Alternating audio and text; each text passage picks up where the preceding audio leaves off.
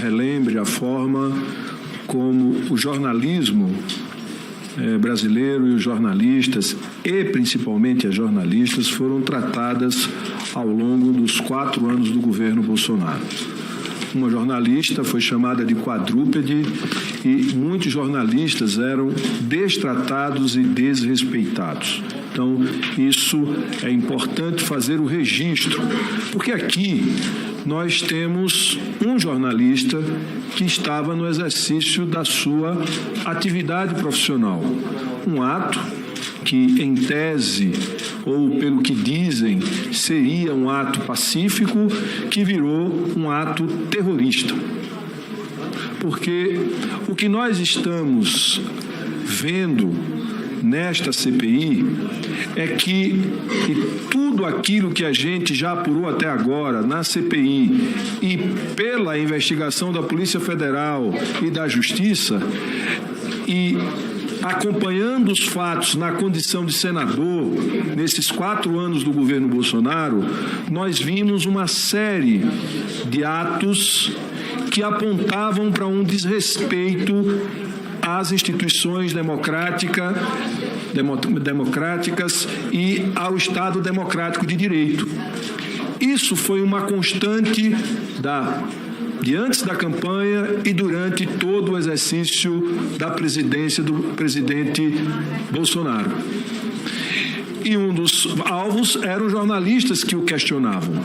Então, isso tudo foi contido porque as instituições, tanto o Congresso Nacional, quanto os partidos, quanto o Judiciário, quanto os meios de comunicação, a mídia, os artistas, a juventude, vários setores da sociedade se irmanaram para defender uma bandeira única: a defesa da democracia. E, ao termos todas essas forças unidas em defesa da democracia, inibiu aquilo que era o objetivo do ex-presidente, que era se perpetuar no poder, independente de resultado de eleição, porque ele se preparava para um resultado desfavorável quando começou a questionar as urnas eletrônicas. Urnas eletrônicas que ele se beneficiou desde 96, que foi quando elas começaram a ser utilizadas. Urnas eletrônicas que não foram questionadas depois do primeiro turno, só no segundo turno. Urnas eletrônicas que queriam um comprovante de voto. Urnas eletrônicas que iremos ouvir aqui na próxima quinta-feira alguém que diz que foi contratado para tentar burlar o sistema de segurança, para sustentar a tese de que elas eram violáveis. E para, junto com o decreto que foi encontrado na casa do penúltimo depoente, que é a minuta do golpe. Então, tudo estava montado. E nada foi possível se materializar, porque as urnas, todas as auditorias e tudo que foi feito já era sabido, elas eram invioláveis, então aquele argumento não se sustentava. A sociedade mobilizada em defesa da democracia não tinha espaço, não havia espaço internacional para um golpe de Estado, não havia apoio, portanto, a frustração de todos os quartéis onde estavam amotinados ou estavam pessoas reunidas esperando o chamado para ir para as ruas em função de um golpe militar que era o imaginado, nada disso se materializou. Então ficou difícil segurar a manifestação que estava convocada. E aquela foi uma manifestação que, para o Bolsonaro e para os seus principais cérebros, sabiam que ela não passaria de um atentado, porque jamais representaria um golpe. Então tem uma ação dolosa. aí em torno da intenção de praticar um ato de ataque a instituições. E ataque dessa forma, para mim, é ato terrorista. O que nós vivemos no dia 8 de janeiro de 2023 foi um atentado terrorista às instituições. E o senhor, profissionalmente, acompanhando uma manifestação, registrando que o papel, a função de um fotojornalista, fazer o registro das imagens, dos fatos que ocorrem, aqui chamado para explicar e mais, chamado aqui como infiltrado, como se aquele ato terrorista não fora programado e não fora algo já decorrente da frustração de um golpe que as forças democráticas impediu que ocorresse ao longo do tempo. Aquele era um ato terrorista, aquele deve ser considerado e registrado para a história como o ato terrorista do dia 8 de janeiro de 2023 contra o Estado Democrático de Direito, contra as instituições e contra a democracia.